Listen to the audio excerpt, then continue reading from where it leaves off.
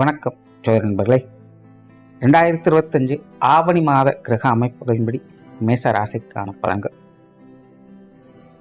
இந்த ஆவணி மாதத்தில் சூரியனானது சிம்ம ராசியில் ஆட்சி நிலை பெற்று கேதுவோடு சேர்ந்து சஞ்சாரம் செஞ்சுட்டு வரும்.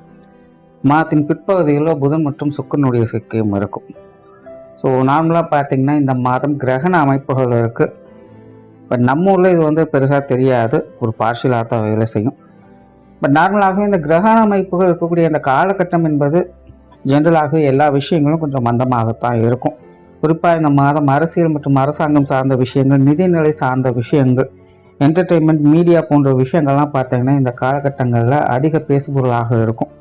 பட் அதெல்லாமே ஒரு நெகட்டிவான ஷேரில் பேசுபொருளாக இருக்கும். அதாவது பொதுவான வகையில் மக்கள் விரும்பத்தகாத வகையில் இந்த விஷயங்கள்லாம் கொஞ்சம் சங்கடத்தோடு பேசுபொருளாக இருக்கும். ஸோ இந்த மாதிரியான ஃபீல்டில் இருக்கக்கூடியவங்கெல்லாம் இந்த மாதம் கொஞ்சம் கவனமாக இருங்க. அதே போல் இந்த முறை பார்த்திங்கன்னா புதன் சுக்கிரனுடைய சேர்க்கை இருக்கிறதுனால பெண்கள் கொஞ்சம் கவனமாக இருங்க. குறிப்பாக இளம் பெண்கள். அதாவது இந்த மாதிரியான கிரகண அமைப்புகள் வரும்பொழுது பெரும்பாலும் இந்த உயிரினங்களுக்கு செக்ஸுவல் ப்ரெஷர் அதிகமாகும். இந்த மாதிரியான விஷயங்கள்ல கொஞ்சம் சைக்கோத்தனமாக நடந்துப்பாங்க. இதெல்லாம் ஆணுக்கும் பொருந்தும், பெண்ணுக்கும் பொருந்தும். அதனால இந்த மாதிரியான காலகட்டங்களில் மெயினாக அந்த கணவன் மனைவி உறவுகளுக்குள்ள கருத்து வேறுபாடுகள் ஏற்படுறது, அகாத உறவுகள், சகவாசங்கள் போன்ற விஷயங்களில் சங்கடங்கள் ஏற்படுறது, இந்த மாதிரியான சங்கடங்கள் அதிகம் ஏற்படும். அதிலும் இன்னைக்கு இருக்கக்கூடிய காலகட்டங்களில் நாட்டு நடப்பின் அடிப்படையில் பார்க்கும்போது பெண்கள் இந்த மாதிரியான விஷயங்களில் கொஞ்சம் கூடுதல் கவனத்தோடு இருக்க வேண்டியதாக தான் இருக்குது. ஸோ இந்த மாதம் நியூஸ்லேயே பார்த்தீங்கன்னா பெண்கள் அப்படி பாதிக்கப்பட்டாங்க, இப்படி பாதிக்கப்பட்டாங்கன்னு நிறைய நியூஸ் வரும். இது ஆவணி மாதம் ஃபுல்லாகவே வேலை செய்யுது. ஸோ கொஞ்சம் கவனமாக இருங்க. அண்ட் மேச ராசிக்கு இந்த மாதம் உங்களுடைய ராசிநாதன் ராசிக்கு 6ஆம் இடத்துல சஞ்சாரம் செய்துட்டு வர்றாங்க. இதனால் மேச ராசிக்காரங்க ரொம்பவுமே ஹைப்பர் ஆக்டிவாக இருப்பாங்க.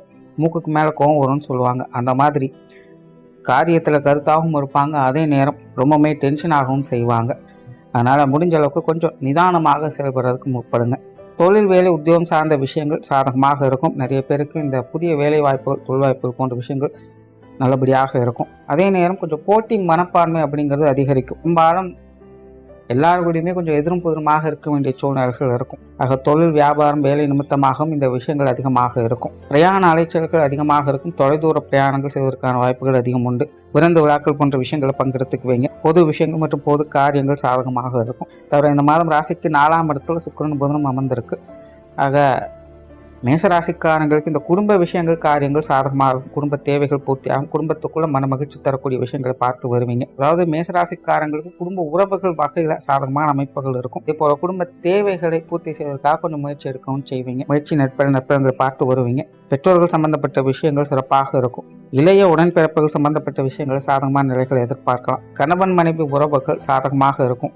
திருமண அமைப்புகள் போன்ற விஷயங்களும் சாதகமாக இருக்கும். குழந்தைகள் சம்பந்தப்பட்ட விஷயங்கள் அலைச்சலோட ஆதாயங்களை பார்த்து வருவீங்க. குழந்தைகளோட உடல்நலம் சார்ந்த விஷயங்களை கொஞ்சம் கவனம் எடுத்துக்கோங்க. குறிப்பா இளம் பிள்ளைகளாக இருக்காங்க அப்படிங்கும்போது அவங்களோட உடல்நல விஷயங்களை கொஞ்சம் கூடுதல் கவனம் தேவை. பொதுவாக மேசராசிக்காரங்களுக்கு இந்த குழந்தைகள் சார்ந்த விஷயங்கள் நாம் ஒன்று நினைக்க தெய்வம் ஒன்று நினைக்குதுங்கிற மாதிரி தான் இருக்கும். ஸோ இவங்க விஷயங்கள் காரியங்களில் கேர்லெஸ்ஸாக இருக்க வேணால் கொஞ்சம் கவனமாக இருந்துக்காங்க. சிலருக்கு குழந்தைகள் வகையில் சுப விசேஷங்கள், காரியங்கள் போன்ற அமைப்புகள் கூட ஏற்படும். அது சார்ந்த அலைச்சல்களும் உங்களுக்கு இருக்கலாம்.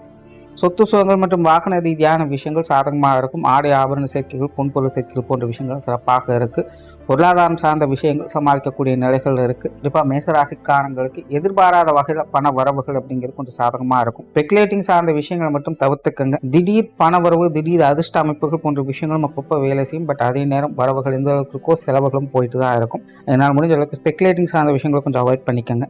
மாணவர்களுக்கு கல்வி மற்றும் வித்தை சார்ந்த விஷயங்கள் சாதகமாக இருக்கும். கூட படிக்கிறவங்க, பழகிறவங்ககிட்ட மட்டும் கவனமாக இருங்க. நீங்கள் சும்மா இருந்தாலும் வம்புக்கு இருக்கிற மாதிரி ஏதாவது விஷயங்களை செஞ்சுட்டு தான் இருப்பாங்க. இந்த விஷயங்களை மட்டும் மாணவர் கொஞ்சம் கவனமாக இருங்க. மற்றபடி கல்வி வித்தைகளை சாதகமான அமைப்புகளை எதிர்பார்க்க முடியும்.